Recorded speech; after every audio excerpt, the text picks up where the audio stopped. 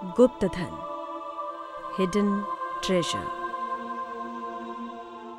The brick kiln of Babu Haridas was close to city.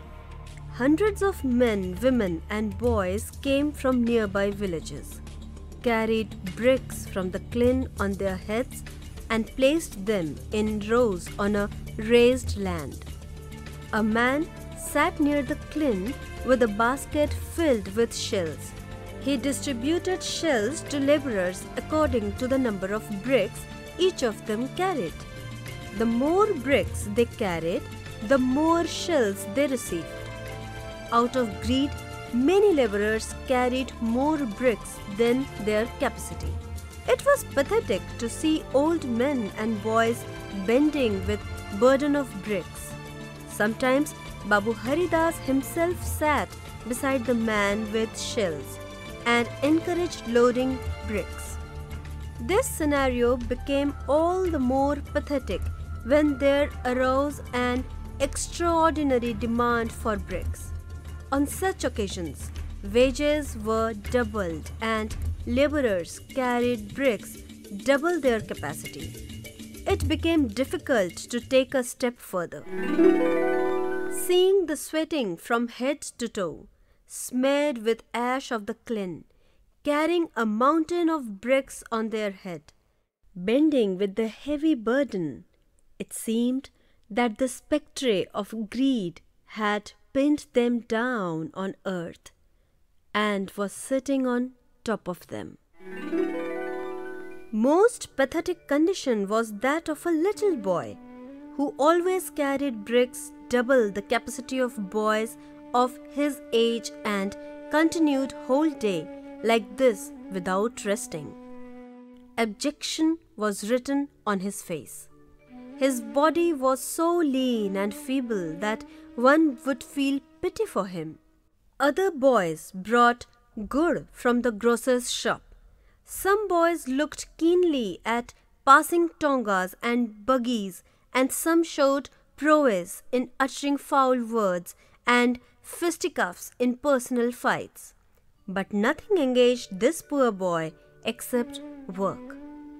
He had neither capriciousness of childhood nor naughtiness or playfulness. He never laughed even. Babu Haridas had pity for his condition. Sometimes he gestured the man with shells to give him more shells than what were due to him. Sometimes he gave him something to eat. One day he called that boy, asked him to sit beside him, and inquired about him. He was told that the boy belonged to a nearby village. He has no one except his old mother, and she too suffered from some chronic disease. This boy bore all the burdens of household. There was nobody who could even bake rotis for him. When he returned home in the evening, he baked rotis and fed his mother. He was a Thakur by caste. There was a time when his family was prosperous. They ran a sugar factory and lent money. There was some land too, but due to rivalry and jealousy between brothers, he was pushed to this condition, where it was difficult to feed himself and mother. The boy's name was Magan Singh. Haridas asked, "Do not villagers help you in any way?" Magan: "If they had their way, they could have killed me. They all think that I have some hidden wealth." Haridas asked curiously, "It was a prosperous family. Something must be there. Did not your mother tell you anything about it?" Magan: "No, Babuji. We don't have a paisa with us. If we had money, why should Amma have suffered so much?" Babu Haridas was so pleased with Magan that he lifted him from the class of laborers and made him one of his staff members.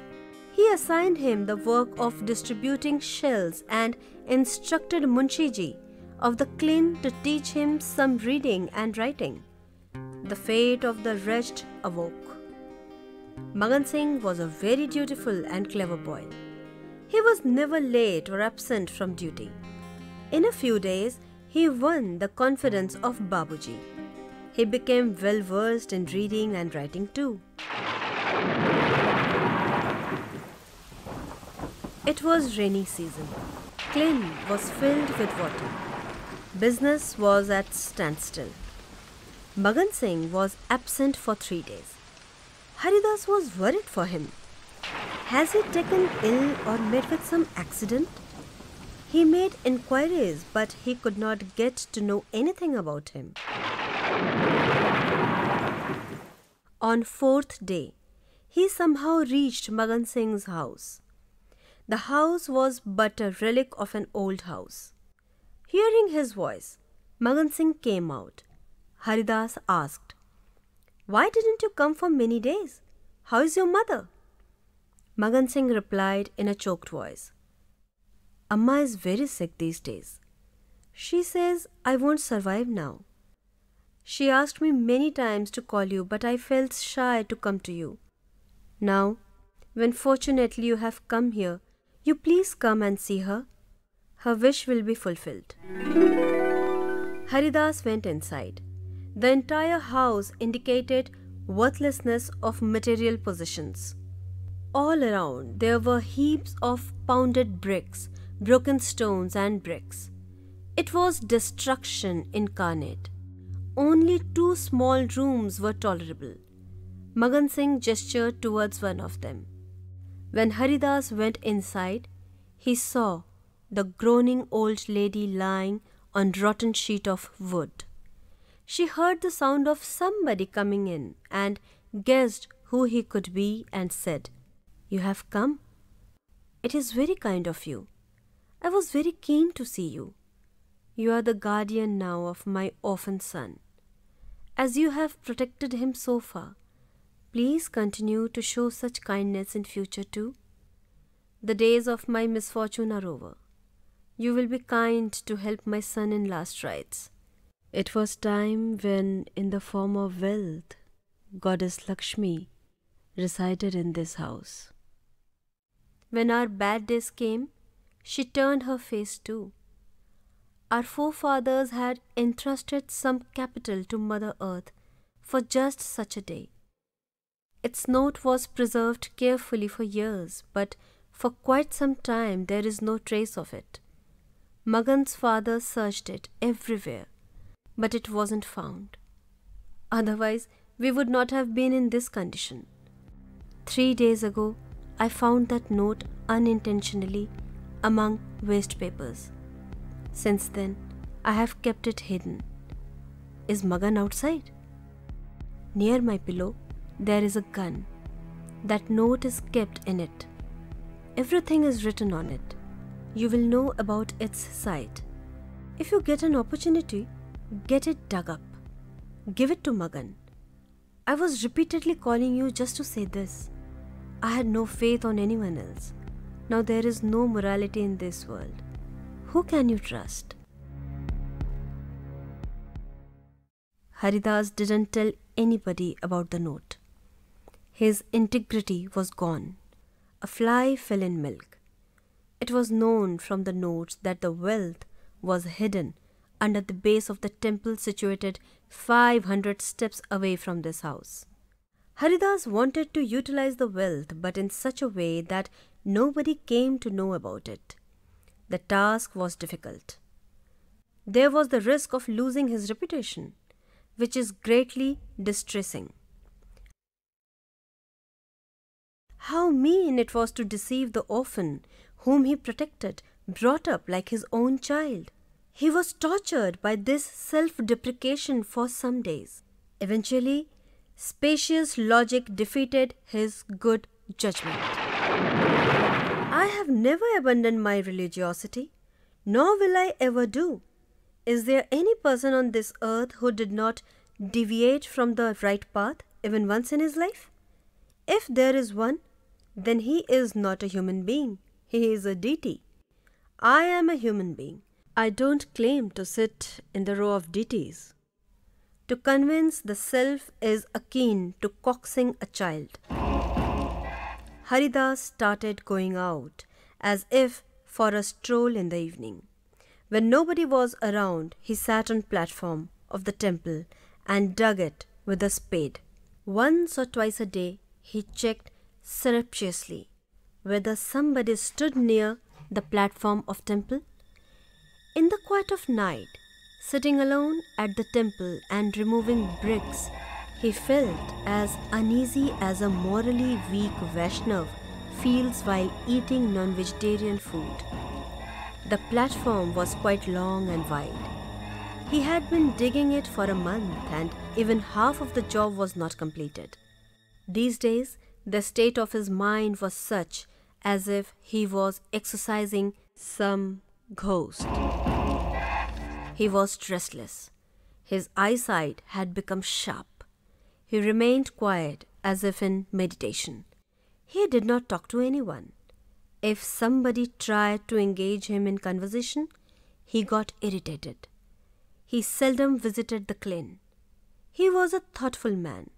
His conscience reproached him for this unethical pursuit. He decided that he will never go to the temple's platform. But by evening, as if in a stupor, he lost his thinking power and judgment. His condition was like a dog who comes back to the piece of flesh after being dropped.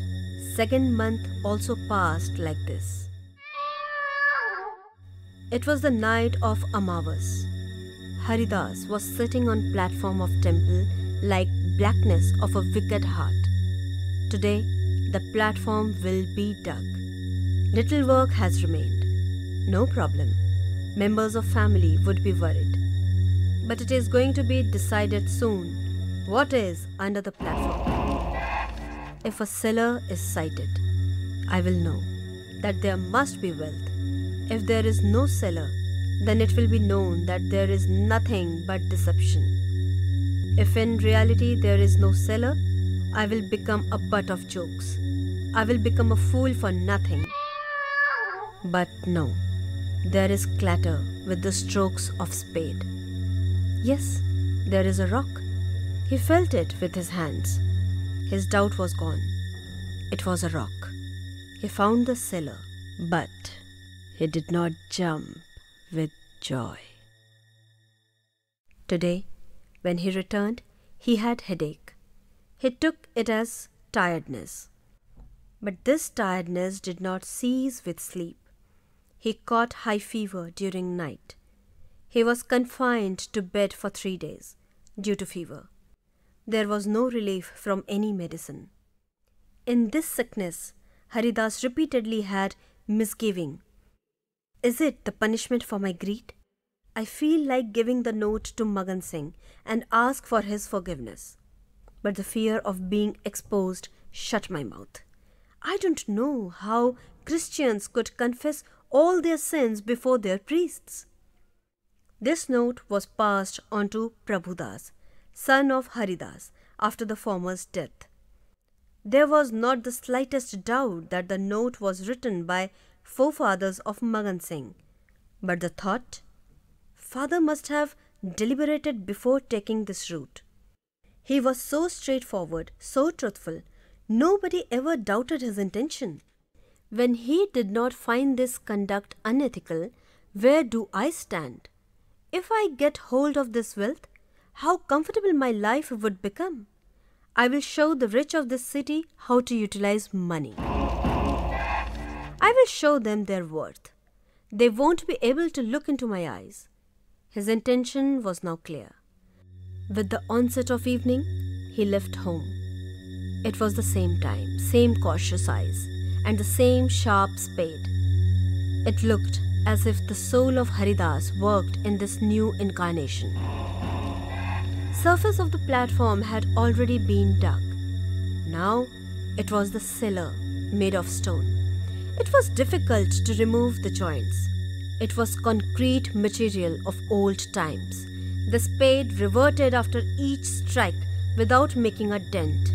After many days, the top crevices opened, but rocks did not budge at all. Then he started using an iron rod, but even after laboring for days, rocks did not budge.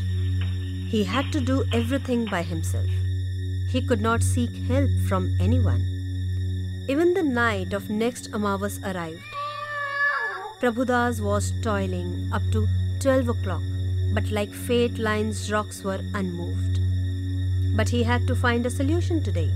If somebody happens to see the cellar, my wishes will remain buried in my heart. He sat on a rock and started thinking, what should I do? I don't have a clue. Suddenly, he got an idea. Why not use gunpowder? He was so impatient that he could not postpone it till tomorrow. He headed straight to market.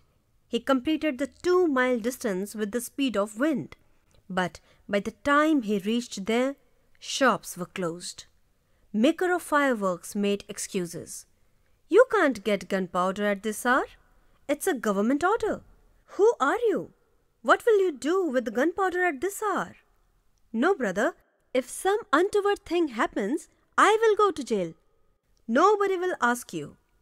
Nobody had so tested the patience of Prabhudas earlier. He continued to request the fireworks seller. At last, the sweet sound of money won him over. When Prabhudas started to walk, he did not set his feet on earth. It was 2 o'clock after midnight. Prabhudas reached the temple. He put gunpowder in the crevices of rocks, lighted it, and ran away. After a moment, there was a big explosion.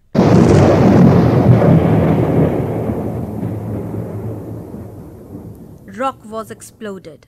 A dark cave was before him, as if a demon was ready with open mouth to swallow him. It was morning. Prabhudas was lying in his room. Facing him was an iron box in which 10,000 old gold coins were kept. His mother, sitting at the head of bed, was fanning him. Prabhudas was burning with high fever. He changed sides, groaned, threw his hands and legs, but his eyes were fixed on the iron box. Hopes of his life were lying in it.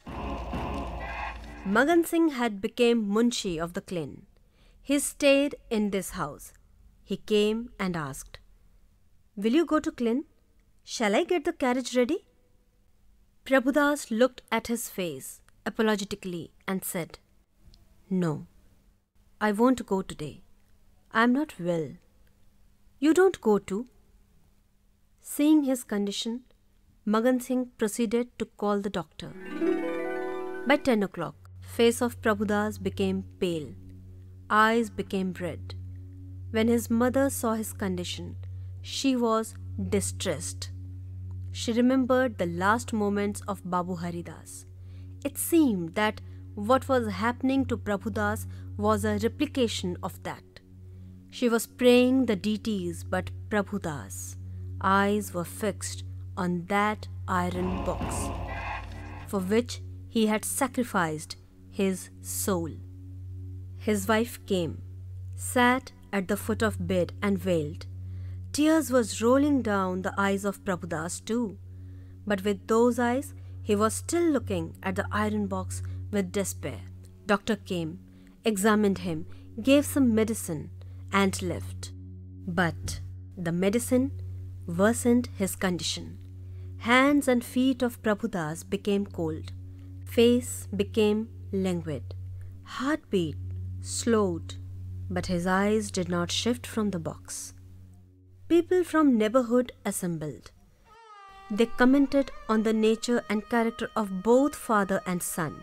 Both were decency and humility personified. They never told harsh words to anyone, even by mistake. The whole body of Prabhudas had become cold. Whatever life had remained was in his eyes. Even now, those eyes were looking at the box with longing. There was weeping and wailing in the house. Both women were falling on their back. Women of the locality tried to comfort them. Other friends had put handkerchief on their eyes. Death of a young person is the most tragic most unnatural and most terrible scene in the world. It is like falling off thunderbolt, cruel play of destiny. The whole body of Prabhudas had become lifeless, but eyes were alive. They were still directed to the box. Life had taken the form of longing. Breath goes out, but not hope. In the meantime, Magan Singh came and stood there. Prabhudas's sight fell on him, as if blood flowed again in his body. His limbs seemed to move a bit. He gestured Magan Singh to come close to his mouth, told him something in his ear, gestured once towards the iron box, and his eyes turned.